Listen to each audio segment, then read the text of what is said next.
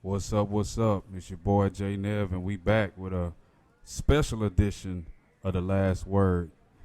Man, y'all already know what time it is, man. It's time for me to, touch on the story I've been waiting to touch on. I was just waiting for something to happen or not happen at the trade deadline, and as I was moving and grooving last night, the news broke. Jimmy Butler is finally out of Miami as he requested last month and put up a big stink to make sure he got put out of town.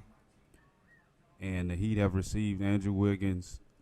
Essentially, we did get PJ Tucker as well, but we had already shipped him out for Devion Mitchell. We also got Kyle Anderson and Dennis Schroeder, who has also been shipped out immediately. Thank God. And so we're trying to get rid of Kyle Anderson as well, but we'll see how that goes. But, man, all in all, first of all, bear with me because I'm kind of all over the place with this. So I'm going to just start, with Jimmy Butler, and then I'll work my way to the picks that we or not the picks, but the players we received, in compensation for that move. And what do I think of the direction of the Miami Heat, and what am I expecting moving forward? And so, first of all, finally, man, I can't tell you how glad I am that Jimmy Butler is finally off of my basketball team. Man, I'm not going to even get into all of the foolishness, but I'm going to just get straight to the point because I don't even really want to talk about him too much. But, man, straight up, man, Jimmy Butler is a bum. I'm glad he off my team. I'm glad we moving on from him. I'm glad we didn't give him the extension. And because the way he acted on his way out is just absolutely childish and unprofessional. And I don't know how he going to help the Golden State Warriors, with that type of, behaving that way. I don't know how he going to help anybody, let alone the Golden State Warriors. Quick side note just for the record, I actually enjoy watching the Golden State Warriors, so I'm pretty frustrated. I'm going to have to look at his face some more. I was hoping he would go somewhere where I didn't really, cover the team too much.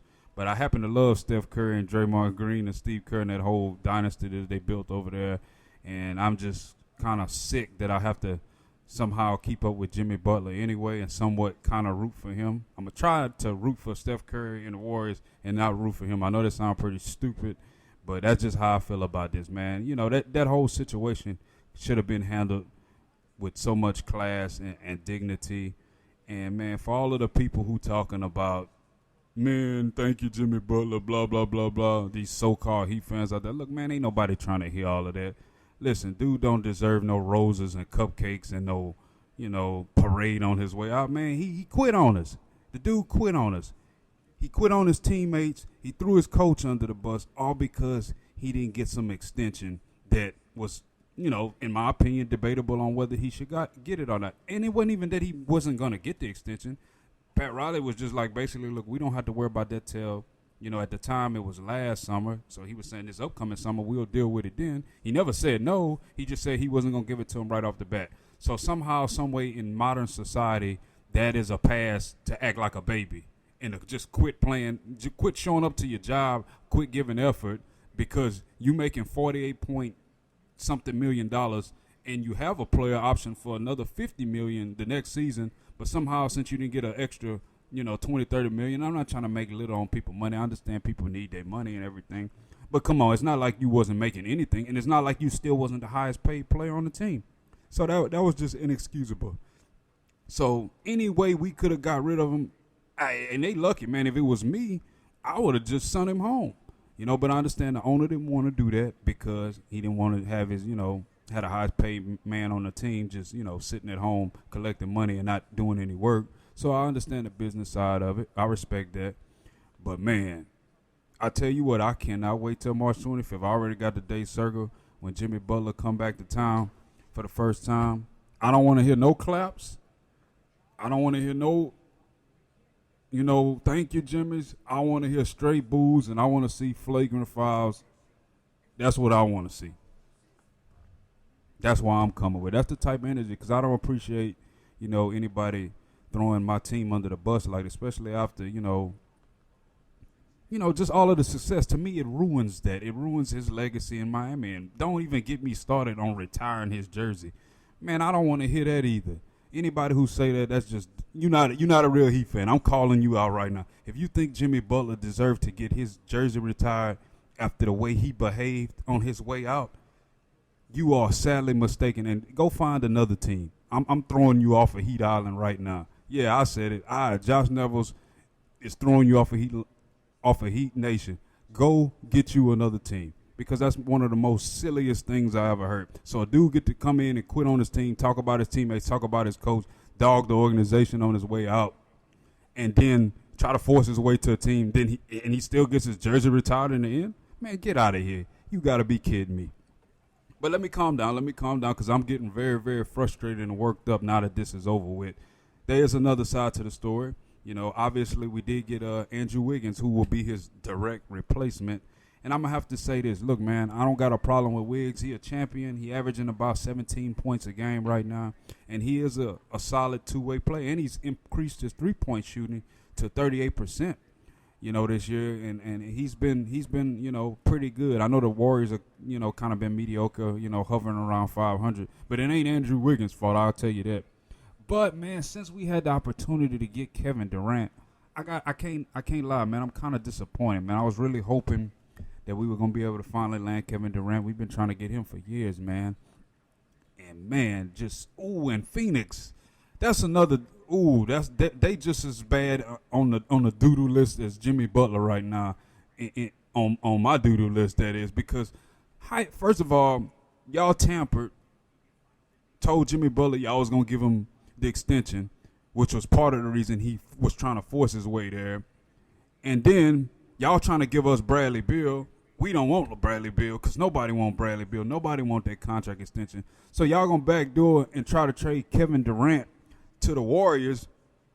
And then he told y'all he didn't want to go there. And when we try to trade for Kevin Durant, for Jimmy Butler, who's supposed to be the guy y'all been trying to get all of this time, y'all going to try to make all of these insurmountable demands to basically to force us to trade him to Golden State. Because that's essentially what happened. So, Phoenix, man, forget y'all too, bro. I hope y'all don't win nothing either. That's why y'all whole locker room is in shambles, because y'all done already, tried to trade KD. I know he can't be happy right now. I know Bradley Beal being professional. I'm going to give him credit for that, because his name been in trade, in trade rumors the last 2 or 3 seasons. But he went and told y'all I got the power, because he got that no trade clause. And now Phoenix, who was supposed to be trying to make all of these moves, they ended up with little to nothing done at the trade deadline. We sent Butler to Golden State, and we got Andrew Wiggins in the process, and Phoenix essentially ain't really did nothing, and that's good for y'all. But back to Andrew Wiggins. Listen, Andrew Wiggins is a solid player, but I don't think he really moves the needle one way or another for the Miami Heat too much.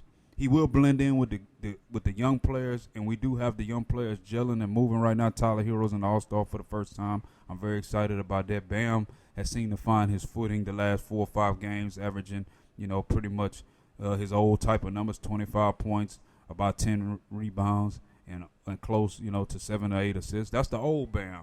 So if we continue to get that production, Khalil Well has stepped up ever since we put him in the starting lineup. And we picked up some, some low-key pieces like, Davion Mitchell, man.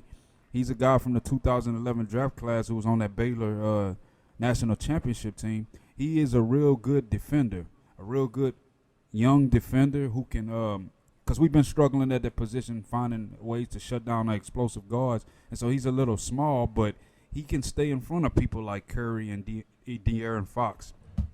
And so, we are more of a defensive-oriented team anyway. So picking up him, he a real Heat type player. So I'm excited to see how we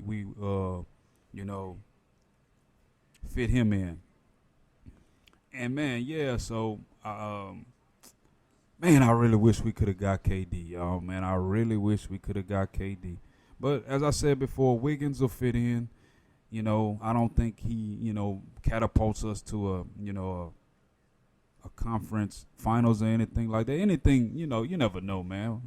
Teams go on magical runs all the time. But I'm going to sit back and I'm just going to enjoy, our team for what it is. It's a young developing team. We finally got rid of Jimmy Butler, old dusty behind. So, man, we got some bright young pieces. Khalil Ware, Jaquez Jr., Jovic has really stepped up. But, man, I ain't going to lie, man. I really, really wish we could have got Kevin Durant. I really wish we could have got Kevin Durant. And maybe so. Maybe we'll get him once his contract expires. Or maybe he gets traded some other time and we're able to make a trade for him. Or maybe we just get somebody else entirely. But we really need a difference maker. We need a top flight scorer. It doesn't necessarily have to be Kevin Durant. I prefer Kevin Durant because that's one of my favorite players.